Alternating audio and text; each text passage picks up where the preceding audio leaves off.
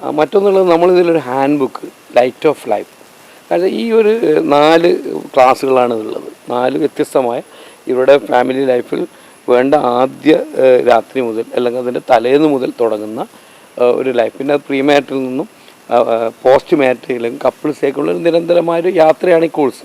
അപ്പോൾ അതിൽ നമുക്ക് ലൈറ്റ് ഓഫ് ലൈഫ് എന്ന ഒരു ഹാൻഡ് ബുക്ക് വളരെ കൃത്യമായി അത് ഈ പഠിച്ചതിനെ വളരെ ലഘൂകരിച്ചുകൊണ്ട് ഒരു ക്യാപ്സൂളായി കൊടുക്കുന്നൊരു ബുക്കാണ്.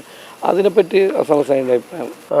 പ്രസ്തുത പുസ്തകം ഞാൻ കണ്ടു, ഞാനത് ശരിക്കും വായിച്ചു, മനസ്സിലാക്കി. വളരെ ഉപകാരപ്രദവും ഫലപ്രദവുമായ നല്ല ഒരു കാഴ്ചപ്പാടുള്ള ഒരു വ്യക്തിയുടെ, അതുപോലെ തന്നെ കാഴ്ചപ്പാടുള്ള കുറേ ആളുകളുടെ ബുദ്ധി കൂട്ടിച്ചേർത്തുകൊണ്ട് നല്ലവണ്ണം വായിച്ചും പഠിച്ചും വിലയിരുത്തിയും ഉണ്ടാക്കിയൊരു പുസ്തകമാണെന്ന് എനിക്ക് പൂർണ്ണ ബോധ്യമായി. മാത്രമല്ല, നമ്മൾ മനസ്സിലാക്കേണ്ട ഒരു കാര്യം, ഇപ്പോൾ സാധാരണ ഇതിൽ ഏത് വിഷയത്തിനും ട്രെയിനിങ് ഉണ്ടല്ലോ. അധ്യാപനമാണെങ്കിൽ ട്രെയിനിങ്, നമ്മൾ ചെറുപ്പം മുതലേ അധ്യാപനം കാണുന്നുണ്ട്, നമ്മൾ അധ്യാപകന്റെ ക്ലാസ് കേട്ടിട്ടുണ്ട്. എന്നാലും നമ്മുടെ ഒരു അധ്യാപകനാകണമെങ്കിൽ ആദ്യം അതിന്റെ മുമ്പ് ഒരു ട്രെയിനിങ് ഉണ്ട്.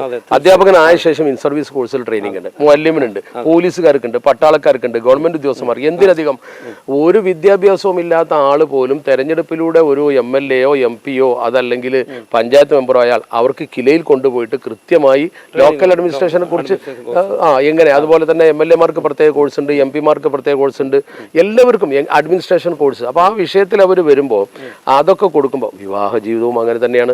എന്ന് പറഞ്ഞാൽ വിവാഹ ജീവിതത്തിന് ഒരു തീമുണ്ട്, എങ്ങനെയായിരിക്കണം, ബിഹേവിയർ സൈക്കോളജി മുതൽ എല്ലാ കാര്യങ്ങളും ശരിക്ക് പാരന്റിങ് ഒക്കെ പഠിപ്പിച്ചു കൊടുത്ത് അവരെ അവിടേക്ക് വിടുമ്പോഴേ അത് വിജയിക്കൂ, ഇല്ലെങ്കിൽ വിജയിക്കില്ല എന്ന പോലെ എല്ലാ കാര്യത്തിനും ട്രെയിനിങ്ങുള്ള പോലെ ഇതിലും ഒരു ട്രെയിനിങ് എന്ന് പറഞ്ഞാൽ, അതിന് ട്രെയിനിങ് എന്ന് പറഞ്ഞാൽ അത് വിവാഹത്തിന്റെ ട്രെയിനിങ് എന്ന് പറയുമ്പോഴേക്കും ചില ആളുകളുടെ മനസ്സിൽ ഒരു ദുരുദ്ദേശമാണ്. അങ്ങനെയല്ല, മറിച്ച് വിവാഹം എന്ന് പറയുന്നത് കേവലം ഒരു ലൈംഗിക ജീവിതം മാത്രമല്ല, ഒരു വലിയ കുടുംബം കെട്ടിപ്പടുക്കുന്ന വലിയൊരു ക്രിയേഷനാണത്.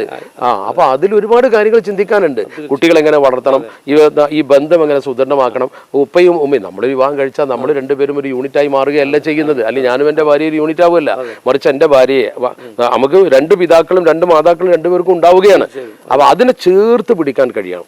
അത് എങ്ങനെ കഴിയുമെന്ന് നേരത്തെ പഠിച്ച് മനസ്സിലാക്കി മനഃശാസ്ത്രപരമായി നമ്മുടെ ഒരു വാക്ക് കൊണ്ടോ ഒരു ചെയ്തി കൊണ്ടോ ഒരു വിള്ളൽ ഉണ്ടാവാതെ, ഇനി അഥവാ ഒരു വിള്ളൽ ഉണ്ടായാലും, ഇനി ഒരാളുടെ കയ്യിലൊരു കുറവുണ്ടെങ്കിലും മറ്റേ ആൾക്ക് നികത്താൻ കഴിയുന്ന തരത്തിലുള്ള ആ പുസ്തകം ഞാൻ വായിച്ചപ്പോൾ അതിൽ നല്ല പാഠം, ശരിക്ക് ചിന്താഗതി വികസിപ്പിക്കുന്ന തരത്തിൽ, കുടുംബം സുഭദ്രമാക്കി നിർത്തുന്ന തരത്തിലുള്ള ക്യാപ്സൂളുകൾ അതിലുണ്ടെന്ന് എനിക്ക് മനസ്സിലായി.